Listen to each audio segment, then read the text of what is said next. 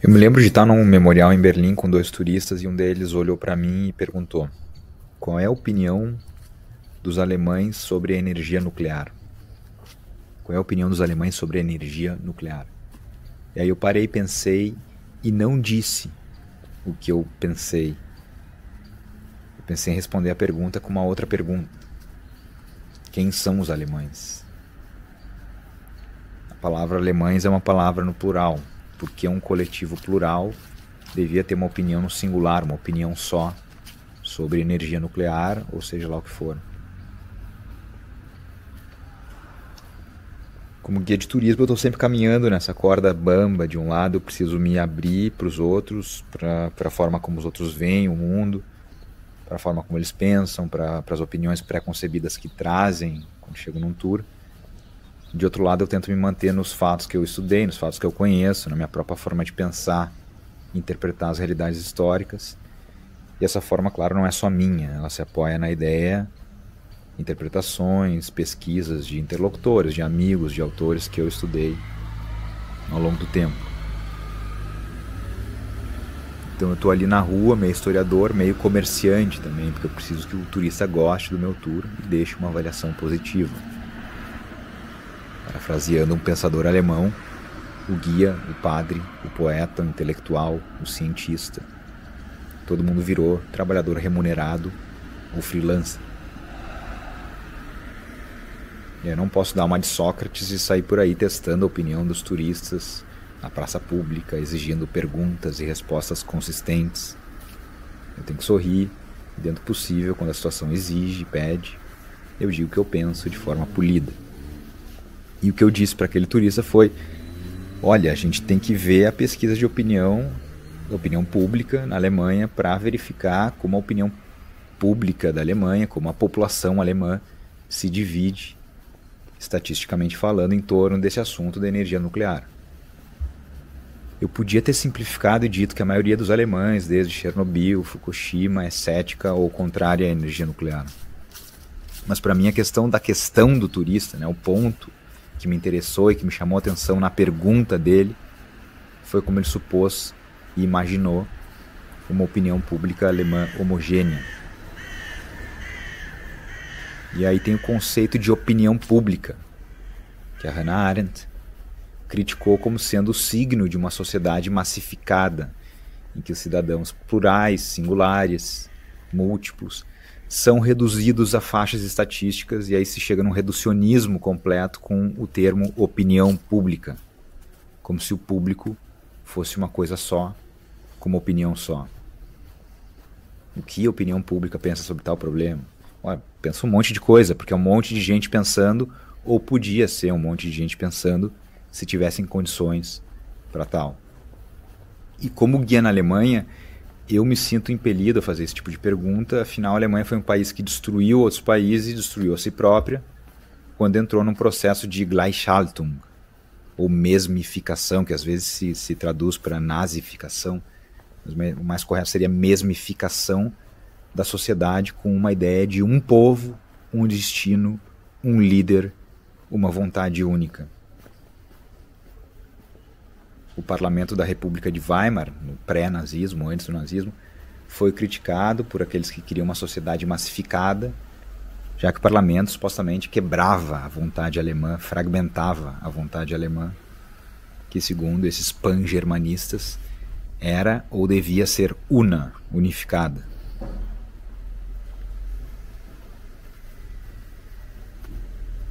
Na beira desse abismo alemão e europeu, nos anos 30, o Walter Benjamin, no ensaio famoso, disse que a estatística era a forma de expressar uma sociedade de massas que não tinha faces, diferenças individuais. Como é que milhões ou bilhões de pessoas podem, entre aspas, aparecer, se perceber publicamente, por meio de pesquisas estatísticas? 80% dos alemães apoiam o líder tal no ano tal, ou 65% dos chineses preferem Y a X. E é isso que a estatística faz. Reduz um conjunto complexo de pessoas a 2 ou 3 opiniões ou comportamentos típicos, pressupondo que todos se conformam a esses padrões. A sociedade é vista assim como um todo formado por grandes blocos massificados. E quem não se encaixa nesses grandes padrões ou nessas grandes categorias são tratados ou definidos como exceções, elementos à margem, associais, irrelevantes nesse enquadramento de uma sociedade massificada. São como os votos brancos e nulos nas eleições, invisíveis.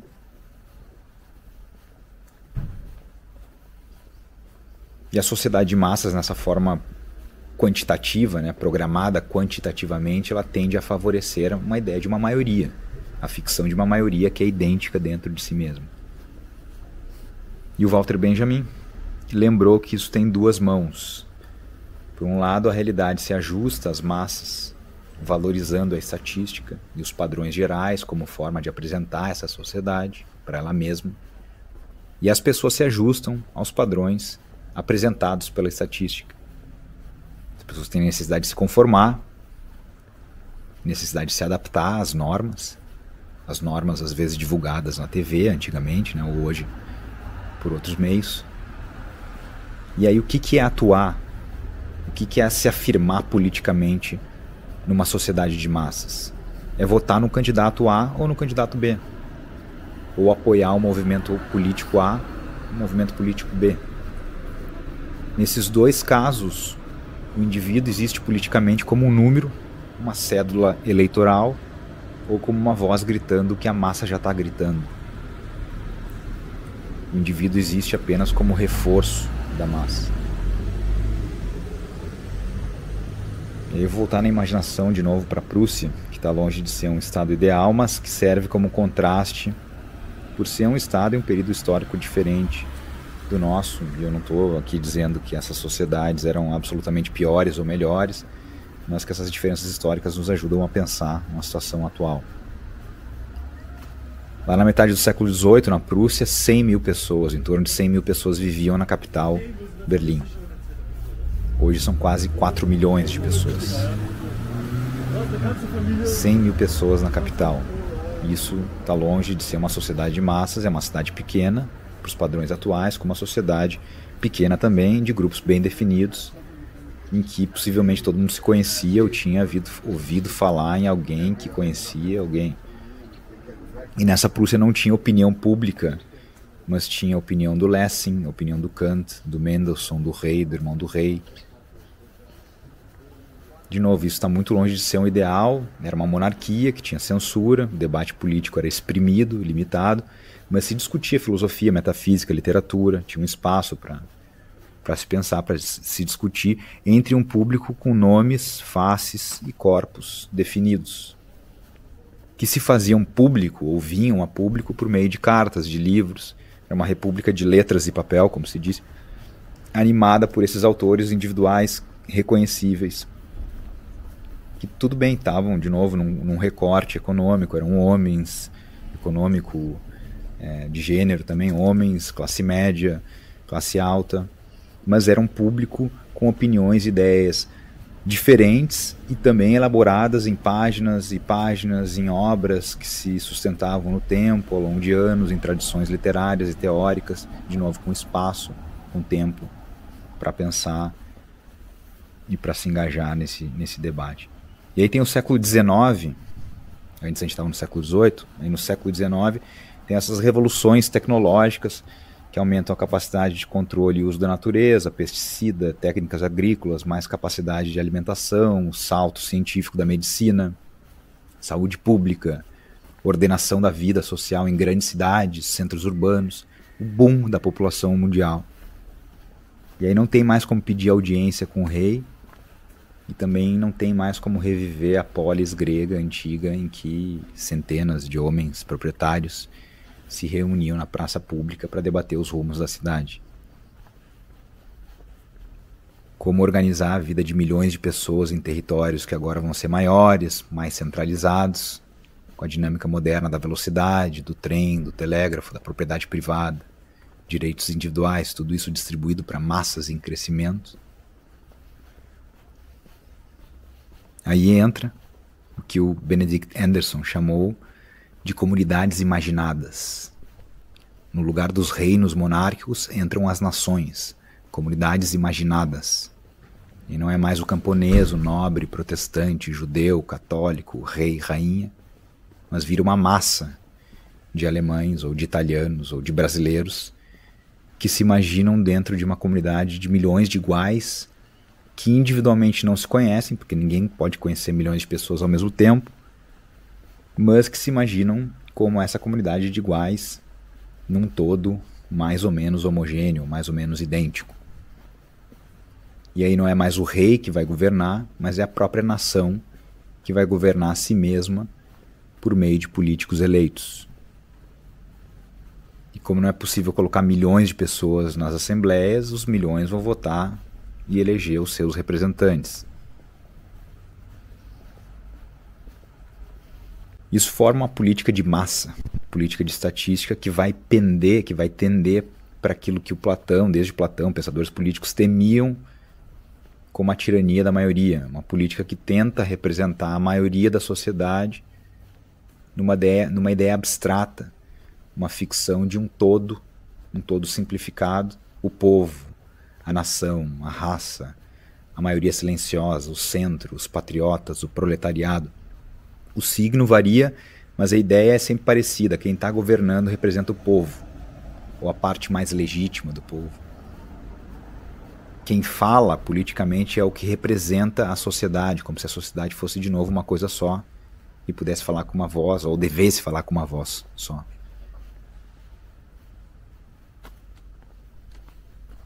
E para agravar o cenário, a política vira uma profissão, já que as pessoas, o cidadão médio, né, que já é uma expressão nesse contexto, o cidadão médio não tem tempo e tem que cuidar da sua vida privada.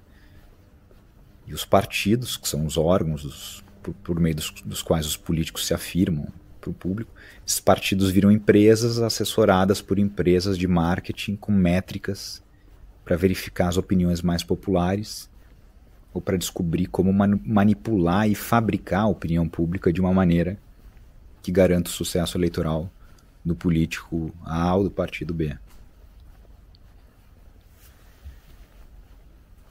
Então não interessa se o planeta Terra está pegando fogo, se a maioria não quer falar em mudança climática e quer falar em Bíblia ou em boi, então é isso que os partidos vão oferecer para a maioria, porque é isso que vai garantir o sucesso eleitoral do candidato que contratou a equipe de marketing eleitoral. Na origem, os partidos eram órgãos de classe e estamentos profissionais. Partidos operários, partido liberal da burguesia. E na sociedade de massas, sem classes definidas, os partidos viram órgãos de massa, que buscam essa supremacia eleitoral. E aí o partido vira quase uma contradição, não é mais uma parte, um partido, mas promete ou finge falar pelo todo, por todos, ou de novo, pela maioria. E aí o que é o povo nessa ideia? O povo vira um número, uma quantidade, em que não importa a qualidade das opiniões, mas o que importa é o somatório de sim ou de não, ou o somatório do número 14 ou do número 25 na cédula eleitoral. E a atividade pública deixa de ser a troca de cartas, né, como na Prússia, e tratados filosóficos, tempo para pensar, deliberações, e passa a ser performance, passa a ser um show, um certo show para atrair ou impressionar uma maioria numérica. O Habermas, outro filósofo alemão, chegou a falar numa opinião não pública. As pessoas discutem política, se é que discutem, no privado, dentro de grupos pequenos, famílias, associações, em que quase todo mundo pensa igual, e aí o que aparece, no geral, para o público, é apenas o filtro dessa vitalidade política que ficou presa, ficou confinada em salas de estar e perto de churrasqueiras, em ambientes privados, onde as conversas políticas informais acontecem. Mas o que aparece, de novo, é o resultado numérico, estatístico. E aí, nessa via de mão dupla que o Benjamin falou, né, os meios de comunicação voltam em direção às massas com técnicas de estímulo psicológico, com slogans, com jingles, com jogos de palavra. Não apenas refletindo, mas produzindo essa opinião não pública, para ficar com o termo do Habermas, E o povo é medido, de novo, por pesquisas de audiência. E aí não é audiência com alguém definido, audiência com o rei, audiência com uma pessoa, com uma cara visível, mas é uma objetivação ou uma quantificação da massa nesse número majoritário.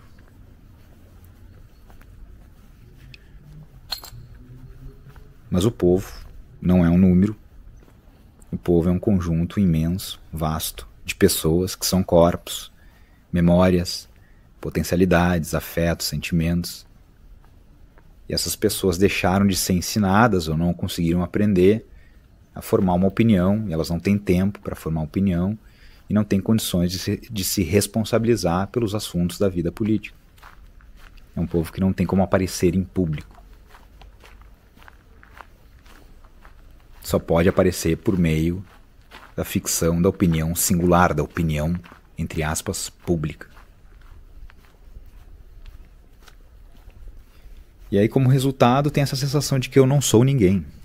Eu, individualmente, eu não tenho poder, eu não importo, eu sou apenas um e o que conta são milhões. O máximo que eu posso fazer é cuidar aqui do meu jardim, da minha plantinha na janela, porque o mundo lá fora acontece independentemente de mim. Não é que o mundo social não gosta de mim, mas o mundo social é organizado de uma forma em que a minha existência parece uma não existência. E aí eu estou aqui com essas reflexões no YouTube, falando com 20, 30 pessoas, ou melhor, visualizações que eu não vejo, esperando algum dia falar de repente com 20, 30 mil visualizações que eu também não vou ver, mas que seria um número que indicaria uma certa relevância do meu canal numa sociedade de números, de massas. O Walter Benjamin, voltando para ele, diz que o ator levado do teatro ao cinema perdia o contato com o público, com as pessoas que iam ao teatro, né, no espaço do teatro, e tinha apenas contato com a câmera, que era um público abstrato, a representação do público que não estava ali. O ator estava sozinho, exilado, em certo sentido. E aquela câmera representava, ao mesmo tempo, uma ideia de mercado, de um número indeterminado de espectadores em potencial, dependendo aí do sucesso do filme, sucesso ou não. Então a câmera era o mercado representado e era, ao mesmo tempo, uma máquina só, operada por uma pessoa, o cinegrafista. No meu caso, a câmera é operada por mim mesmo. Eu estou aqui sozinho, não tem cinegrafista, e o meu microfone representa a possibilidade de uma conversa com pessoas que eu não vejo e que são números para mim. 20 ou 20 mil pessoas na minha imaginação. E aí, claro, uma comunicação de massas, todo mundo competindo por atenção com todo mundo. Os treinadores de relações públicas vão recomendar que a gente facilite a mensagem, que a mensagem seja curta, cheia de estímulos visuais, uma mensagem simplificada, digerível, para que a gente tenha mais visualização. E a gente vai se condicionando a prestar atenção só em falas bombásticas de 30 segundos ou no que poderia ser o equivalente atual das videocacetadas do Faustão. Mas esse é um canal pacífico, eu não estou aqui para tirar bomba e nem fala bombástica em vídeos de 30 segundos. E voltando para terminar a pergunta do turista lá no início, sobre a opinião dos alemães, o alemão não existe, o brasileiro típico não existe. E para saber a opinião de alguém, tem que dar tempo para essa pessoa se envolver, se informar, pensar e julgar com as próprias palavras a partir de uma determinada experiência de vida. Todo mundo tem, ou deveria ter, o direito existencial de andar com as próprias pernas e afirmar o que pensa com a própria voz. É isso. Obrigado por ter chegado até aqui e até a próxima caminhada. Um abraço.